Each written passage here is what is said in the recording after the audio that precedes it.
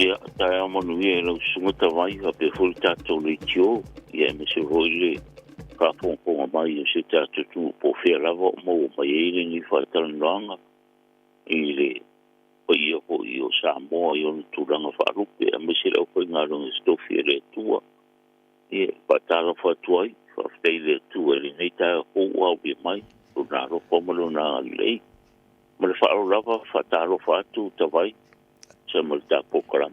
Ma lo fa te tele lo fionga de consula mo le fa no mo le time mo le por calme foi al tanto radio Samoa ne foi taio fo e nei vanga e mana mi fa mo le so san mela fionga consula ona ia tanga tele malam lama le time ne fa o le ta o file vai ta mai na mai ona fa na mai Samoa ai e ni sina facili po le alma tu o te mai titilenga adopt mai e ma fai ona suilo na fai Mai fai ulenga nga vai tama mai ai ia ke lo pe lava se fio lo fio consula le tu langa ma. Ia whaftea ta vai, sai mare tu la fonu leo o ta fia de e si. Sa ma fai ana na dokto mai ta mai ki i lusu tasi o tau sanga o ta mai ki. En fai nga dokto mai ai. Ai o le se sengara o le dokto mai o ka mai ki sufa tau sanga i lalo. En whaianga borong sikseng New Zealand, pēr whai e sikseng New Zealand mātua leo o vai tamaina. A or ka ngakara e taupa mai o lufu kasi kausang. E whainga issue in New Zealand, le permanent residence, le polo no fo mau, e mito no fo mau. Ia ngā whai e leo ngā paranga mai New Zealand.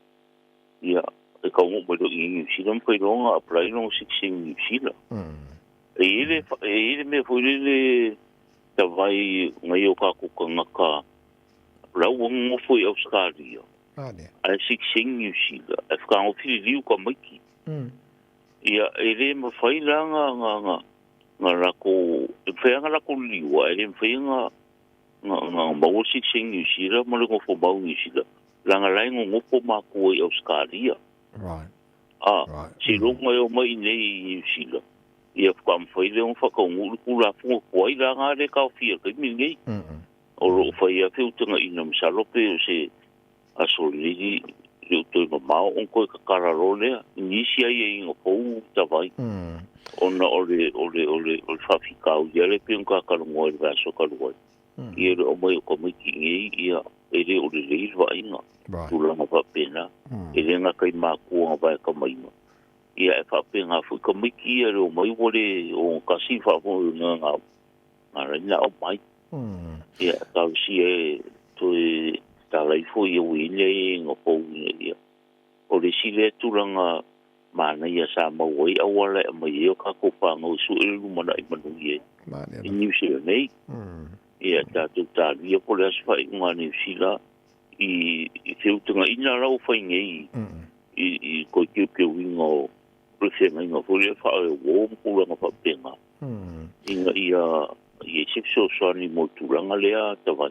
Mano, whafte tēne lau whangana konsula. Vanga mon mulia i tulanga lea, ona ina isi mātua na mana i alfa mni no ino tulanga fule le. Mo nai mātua na dop mata maiti, ta ofia bank cards, ta ofi tus for lau. Ia na tau so soani atu iai. Pei au te lon pau alvanga o ele malo se la whangana konsula mlon ofisa. O tus for lau, alvanga o bank cards. E le ailai le o ele. Le tulanga lea. Ala se vanga. Ia, sa ora le ata vai. O tulanga ia o poitea ia. Ele ngaka ingai mākua. Ia, o ka maiki hoi. O e se mātua na vai tamai. Ia, o mana o mire tus for lau silfi. Ita vai e mga o mia me uma whai ke bank account whai ia. Tulanga o mawhapena mo le whamao ni anga o le identification o le kangaka. Ia e ola ere mako maro siwa mwhai mako a mia mako e whafo i kuswhala o pamaiki. Ia al tulanga le tau bank card. Ia o kalkunga ngal kula kongo kongo e tarano le ofisio le i po ia e whapitau. A whapikau ni e tawai.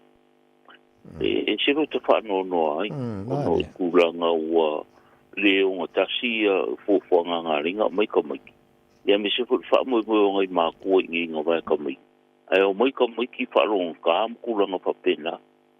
ia pe mai foi ni sura inga ka wanga wa ku ia mo kula mo papenga ia wo ia ingo fu va va i turanga ia ono ko makinga o mai ai fo o le turanga le o sisi la ingi sila ale nga ia te vai pe tatala no o sara pulia pe nga fu ma ko ofisa ia pai se tiro inga ko finga nga o fo fa fitau okay ale o pomoni ia te vai e ei ka mai ki ua wo e se a wo le role le kulanga wo e ka mai ki o kulanga i wo le o i ka karonga ainga wo le whare tonu maka ma mātua na vai ka mai ka ia wo roa ngo ko sopo ia makura i mai whawhikau di pe o ni tūranga le marafia o si wo i kengi ia wo tūranga o la au whasa inda makulanga whapenga ia wole tau rau o fa mo nga mai ki su e mo ia o mai ke le fa le ko ngai ka mai ia o nga lu fa ka siara o ma ku ia ma ai nga fu ko mai ki ro ko ia va kum tu langa pa pen ia e so ro pu le fitu tu nai au le stula o ko fa fo ia ko mai ki sa mo ia na ma tu e fo ia fa fika o le ku le mai ngai ka mai ki ni si ngai okay alo fa te tele manino mantango fiel vanga le e foringa mai lo to tele la to le manino mal mai le stamp le tele tanta no exemption stamp fo le le auto ba tu le office fo ma pisi e ko le aso male aso e sa o le ia ta vai o le exemption stamp ni se fa mo yanga mo ka ko me sia ka ko e fer wo so lo ni sila ia mala le o le exemption stamp le nga le alu sa mo e fa nga ai e me se pe a i la ru fu le ngo ma singa ia le nga ru tu sola man ko kula ko wa e alu i auskari ia me se ku e le ai la ru le ngo ma singa le finga e se ngo fa fo tu sola a le alu sa mo a mo le exception stamp e me fa ia fa ka nga ngo o ke malanga i sa mo e ai la roi fōre o ngā singa lau kusolo ngi whita. Ai ele exception stamp le, ia ngā rakule i sa mo e ngō kōpoi. Ia mwhea ngā play le si o kusolo pō. Kusolo ngi whita pō i sa mo. Ia pōro ko sa upo i leo ingi i koe apply e pe a ko expire. Ai expire aro kusolo u tawani. Ara o ro i ele stamp. E mwhaira ngā apply lau kusolo pō. Onga e saule ma mai lau kusolo kuai le stampi ka ko ofisa mar ko lau kusolo ko kusolo ngi filo fo ia e pa u oira le si au exception stamp e lau kusolo fo le pe lima supa senye ya ve si lau stamp pe a fai nga e a mai lau kusolo kuai o lo pi e le exception stamp pio ngai kulanga e au nga e le exemption stamp e le nga ka mo wa yo lo one way ticket e ngo ko sa mo ko hoi ia mai ko maranga mai e ai kulanga na o le si kulanga le mele le la kula le male vale le exemption stamp ai nga le one way ticket la mo bom ne e vesi mai ma ko official ia maka foi se awara foi ngaru langa one way ticket ai di foi esse exemption stamp ma pa wara le si awara pe foi we ka ka mala pio ka o para meni foi i so lu ia o le stongi o le alu mo sa o pa se fa ka ngai o e palanga sa mo o ai inga na ale mawaro ia le ofisa se le ofisa o se kulanga fa fose ia aru e fi maranga fo iongo o se faravela ia o pole o le mfe ai alu sa mo kongi return flight ia po ile pa kanga o ai fa ye skon ka ta vai ko ka wonga ka pokara le mo le o le mfe o pa pingo ir feo ia mutulanga ia nga kusfola umale nga le exception stamp ka vai no fa te tele mo le tunu male fa fonga man mai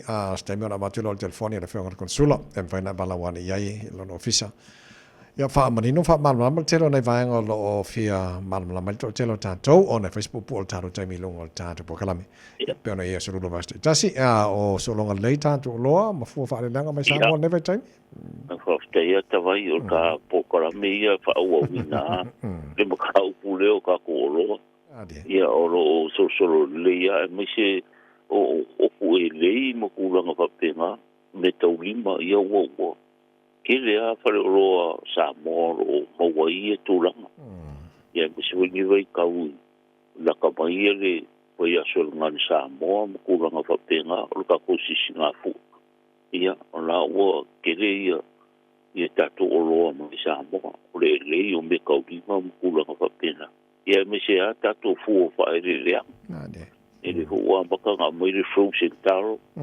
ia makaro masangi la ia e talo toi perta to tunu ia e sisilani po fa ele mo se tato tunu mo sa mo o se tulanga le alo so lime o mo ka vai malo faftai se mo li poti o mo malo faftai mi talo tanto ofisa na so fu na so foreile famun mode ia o le so fu nga ile so ile tali va na ile fa ile fia ia o ula ia tareka to ofisa no la fiona de consula ma no fafte tele mo famni no ino tele nei vai foi per fa fo mo le tino nei tai au mo le tino le mai mo man fa fo mai bala le officer consula mo tanto o kilani bala lu tolu tasi dua se va ganau e bala mai fa fo atu o kilani per na ia Waikato Wellington ma karastete mai si vai fa ngar code number o iva tolu tasi dua la fiona consula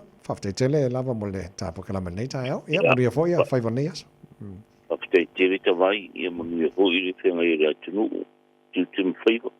Ia misu lau sunga mai tātou le tio manu i tele o whanga o le aso e whiroa i fu i le aso asau. Tua ia. Ia le leiso i fuia. O le whenga konsula whamata le malu te whilau pala se lue whapo ma le taranoanga nei fo i tae o fau. Tolu tasi lua le numero telefone whaina bala wane iai pole o iwa tolu tasi lua